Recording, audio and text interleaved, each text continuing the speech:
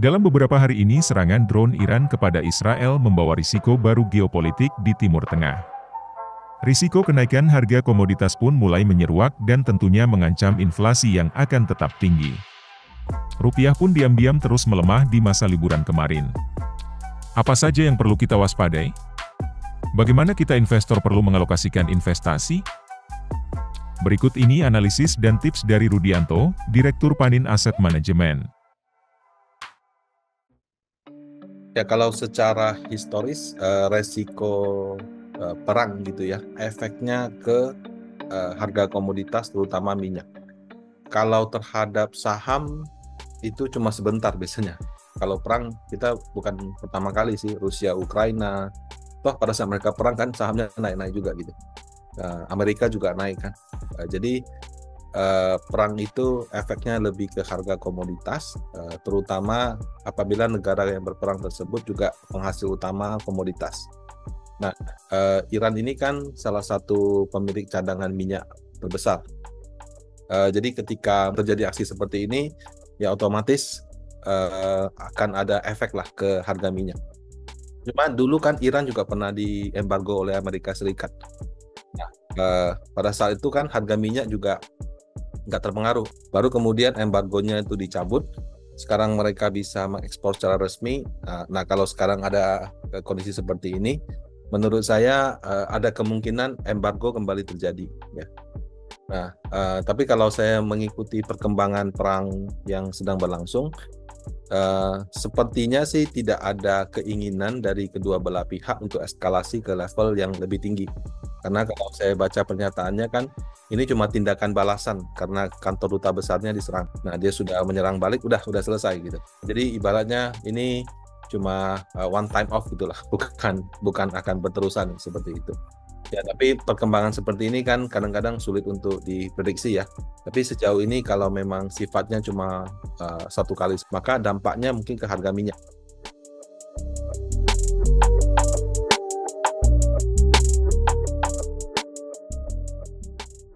Sebelum ada kejadian ini kan harga minyak itu cenderung turun, stabil di 80-an. Kenapa? Karena gitu, perekonomian global lesu gitu. Arab Saudi kan bersama OPEC kan terus-menerus melakukan pemotongan minyak, tapi kan tidak berhasil menahan penurunan harga minyak. Jadi memang demand-nya sedang bermasalah. Nah, kalau pun misalkan ada kejadian Iran seperti ini, selama demand-nya sedang tidak tinggi, ya menurut saya lonjakan harga minyak itu sementara, itu spekulasi aja. Masalahnya di demand gitu, demand-nya lemah. Nah, kalaupun sekarang ada gangguan supply, atau persepsi akan terjadi gangguan supply karena mungkin dia punya jalur pelayaran atau apa akan terganggu, ya toh buktinya Arab Saudi sudah memotong begitu banyak produksi minyak yang mungkin sudah sama atau setara dengan kalau misalnya Iran tidak bisa ekspor, sama saja kan, tidak begitu banyak efeknya. Pada saat yang sama Amerika Serikat itu juga sekarang menjadi penghasil minyak terbesar di dunia.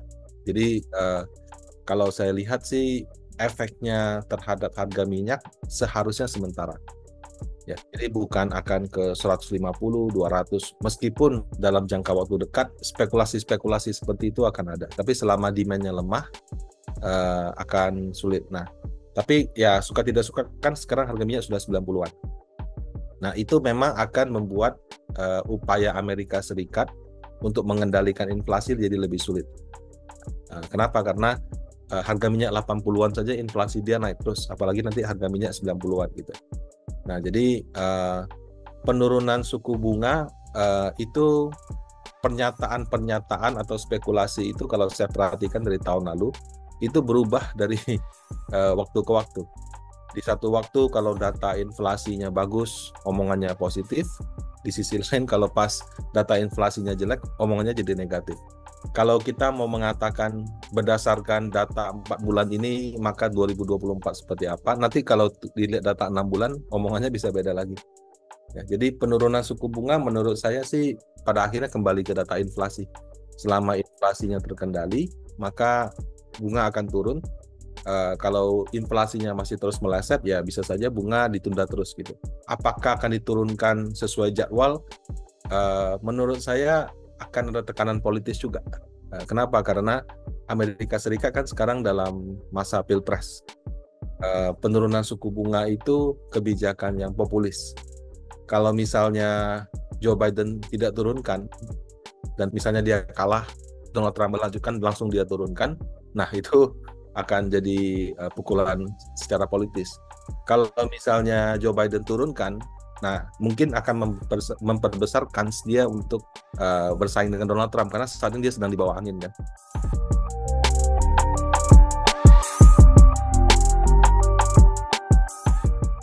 Mungkin pemerintah perlu mengkaji kembali kebijakan libur panjang. Ya libur panjang bagus ya, tapi kalau terlalu panjang kayak sekarang, pada saat sedang terjadi gejolak rupiah kan pasar keuangannya lagi libur, tidak bisa dilakukan intervensi, tidak bisa dilakukan apapun, makanya dolarnya jebol kan ke 16.000 gitu. Jadi kalau misalnya mau libur panjang, ya saya kira 1 minggu sudah cukup lah, tidak usah sampai 1 minggu plus 1 hari, belum lagi bulan Maret itu kan juga banyak libur gitu ya. Jadi menurut saya terlalu banyak libur itu pas ketemu kondisi seperti sekarang, pasar modalnya jadi tidak bisa melakukan antisipasi gitu. Jadi pada saat yang sama bunga Amerika ternyata diharapkan turun, tapi inflasinya tidak sesuai dugaan, itu membuat dolar menguat. Nah, kemudian dalam periode tersebut ternyata ya itu pasar modalnya, pasar keuangannya libur semua. Jadi saya nggak tahu nih apakah bisa gitu loh pihak regulator menjalankan intervensi-intervensi yang diperlukan. Mungkin nggak bisa kan?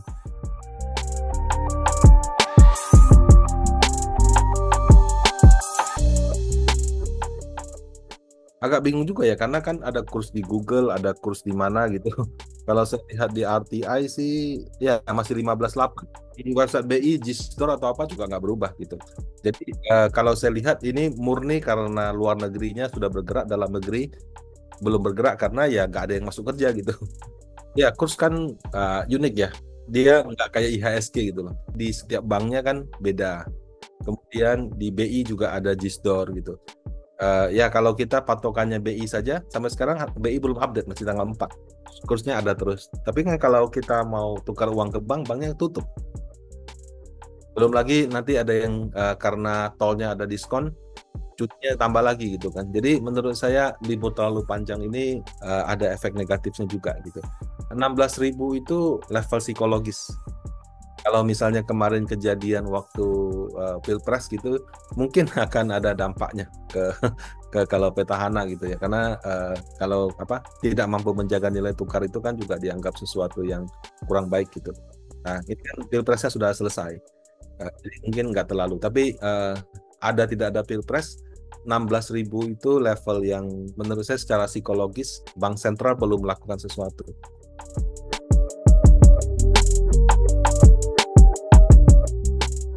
Ya saya kira nggak ada yang berubah sih.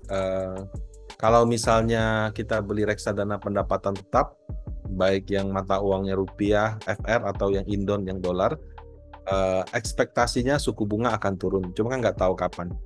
Makanya kalau kita misalnya bisa punya holding period minimal 2 tahun, menurut saya sih ya beli aja, nggak usah terlalu khawatir. Efek daripada suku bunga Amerika belum turun itu, atau bahkan ada yang spekulasi akan naik 1 kali, itu efek ke harganya sudah cenderung terbatas kalau saya lihat. Kalau dia naik paling 1 kali, kalau dia nggak turun bulan Juni, mungkin mundur ke September atau tahun depan lagi gitu. Ya sudah gitu kan. Jadi menurut saya itu kalau kita bisa pegang 2 tahun, maka nggak terlalu masalah. Kalau untuk saham, nggak ada berita ini dari dulu kan selalu volatile. Ya, jadi kalau pembelian reksadana saham itu memang harus dilakukan secara bertahap dan juga perlu diversifikasi. Misalnya ada yang index fund, atau ada reksadana aktif, atau ada yang ke reksadana saham yang invest ke luar negeri gitu. Ada kalanya saham Indonesia nggak kemana-mana, saham Amerikanya naik banyak.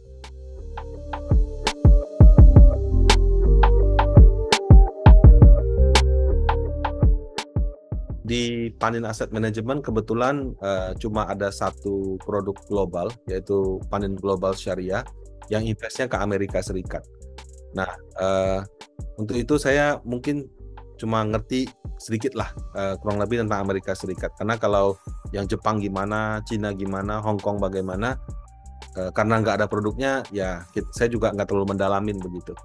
Nah, kalau Amerika Serikat sudah naik banyak dalam 1-2 tahun terakhir ini, 1 tahun terakhir terutama ya, didorong oleh sentimen AI, Magnificent Seven gitu. Jadi 7 saham kayak Tesla, Amazon, Apple, Microsoft, Meta, Facebook, Google Alphabet, sama satu lagi Nvidia gitu. Nah, kenaikannya sudah begitu tinggi sehingga valuasi sudah mahal. Nah, apabila ada kejadian-kejadian seperti sekarang, menurut saya bisa menjadi sentimen negatif yang membuat harga dia turun.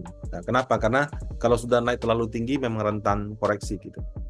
Tapi dalam jangka panjang, perusahaan-perusahaan teknologi itu adalah perusahaan yang ya dalam segala kondisi masih bisa tumbuh labanya. Dan labanya juga bukan main-main gitu. Labanya sudah miliaran US dollar gitu. Puluhan bahkan ratusan miliar US dollar gitu. Nah, jadi kalau saya lihat itu seperti kita pegang saham Bank BCA aja. Harganya turun, itu ditungguin aja, nanti juga pasti naik lagi gitu. Nah, cuma karena naiknya sudah terlalu banyak, ada potensi koreksi. Nah, secara historis, kalau misalnya kita beli pas puncaknya dan terjadi koreksi dalam, dia untuk balik kembali itu apes-apesnya kita paling lama nunggu 1,5 tahun. Dalam berdasarkan data tahun terakhir ya. Jadi kalau ditanya saham global bagaimana, untuk long term Amerika saya masih pegang sih, karena menurut saya perusahaan-perusahaan terhebat di dunia itu ada di sana. Ya, kondisi seperti ini mungkin akan menyebabkan koreksi harga, tapi selama mereka mampu bring value to shareholder-nya, jadi bisa membuat produk yang bagus, bisa membuat terobosan teknologi, produknya dipakai. Sekarang Google deh, siapa yang nggak pakai Google? Dari kerjanya sampai kerjaan kantornya, sampai cuma nanya makanan di mana yang enak gitu kan. Nah, WhatsApp gitu. Itu mungkin dipakai setengah penduduk dunia kali mungkin. Nah, jadi produk-produk seperti itu sangat sulit dicari gantinya. Sehingga kalau saya lihat dalam jangka panjang mereka akan selalu bisa menjadi pemenang lah gitu. Nah, jadi kalau dalam jangka pendek ada koreksi selama kita bisa pegang jangka panjang itu nggak masalah sih.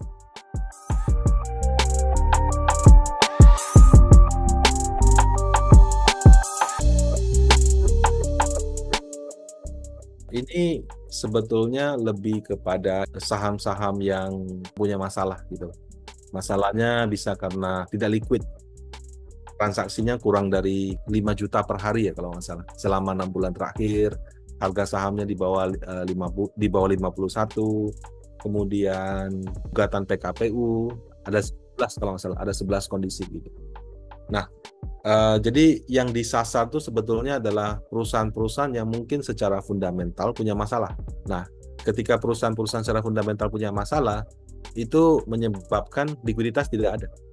Nah, likuiditasnya tidak ada, menjadi masalah. Kenapa? Karena orang beli nyangkut. Kalau orang beli rugi, dia kan tinggal cut loss. Dia bisa pakai uangnya lagi untuk investasi di saham yang lain. Tapi bagaimana kalau misalnya uangnya rugi, nggak bisa keluar? Itu menjadi masalah baru. Nah, dengan dimungkinkan transaksi di bawah Rp50, itu menciptakan adanya likuiditas. Nah, betul, mungkin kerugiannya lebih banyak. Tapi di satu sisi kalau saya berspekulasi dan ternyata saya punya asumsi salah, saya bisa keluar dari market. Nah, jadi itu sisi positifnya.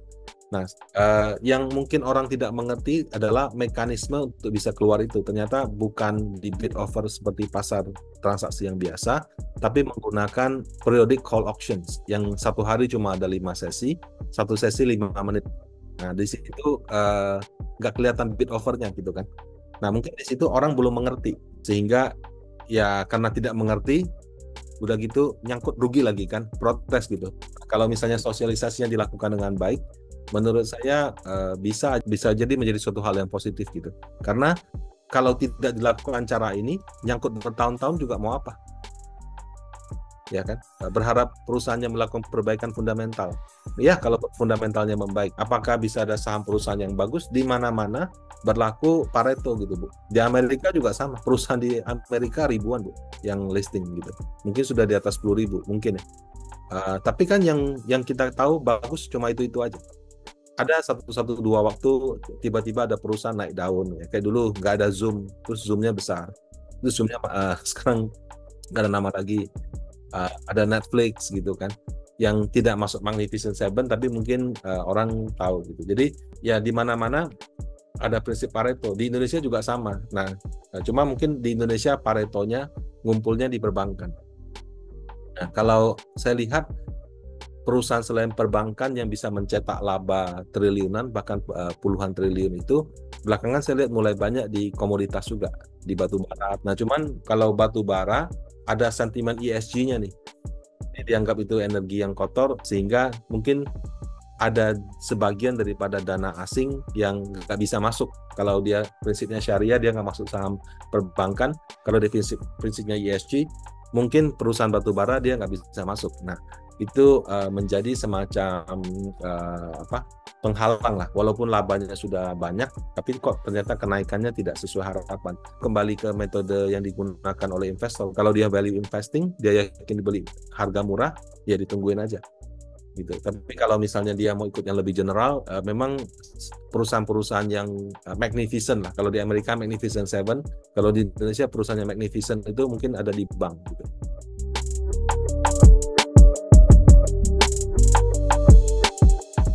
Sebelum liburan sih proyeksi harga wajarnya di 8.100 dengan asumsi ada penurunan suku bunga. Kalau misalnya suku bunganya tidak jadi turun, mungkin saja proyeksi tersebut akan berubah.